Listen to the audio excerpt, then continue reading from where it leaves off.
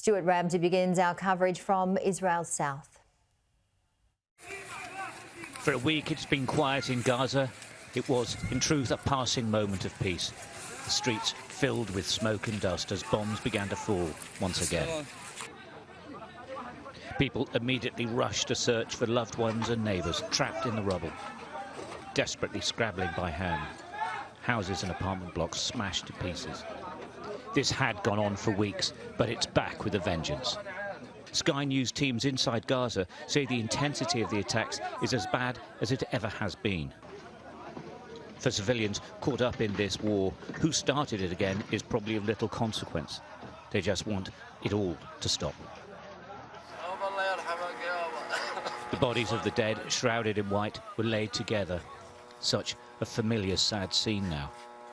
A woman, watched on by a little girl, gently stroked the body of a relative. We don't know who it is. In hospitals, staff struggle to deal with a new influx of injured from the bombardment. The medical centres of Gaza are already stretched to breaking point. The Israeli Prime Minister has always said that whatever happens with the hostages, the war in Gaza would resume and would continue until Hamas is destroyed. Now, that doesn't mean there won't be more ceasefires to allow hostages out, but all the indicators are that this is going to be a grinding campaign and there is no end date set. Israel says Hamas is responsible for this, saying the group fired rockets, breaking the ceasefire. Having chosen to hold on to our women, Hamas will now take the mother of all thumpings. As of now, after Hamas violated the framework for a pause in the fighting, hostilities have resumed, and the IDF has resumed combat against the Hamas army of terror in the Gaza Strip. What happens to the hundreds of thousands in the south of Gaza is the greatest concern for the international community now. Already there is a mass exodus further south, these families leaving the city of Khan Yunis. Many on horses and carts, or in cars packed full, carrying entire families and any possessions they can cram on board.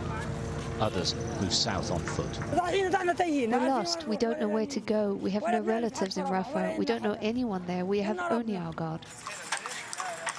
The leaflet dropped by Israeli forces. A QR code links it to an interactive map dividing Gaza into block numbers. The IDF says the map will help residents evacuate. But thousands remain in the north. This school is full of people seeking shelter. It's in the Jabalia refugee camp, far from the relative safety of the south. The fire burns next to the building after an Israeli airstrike.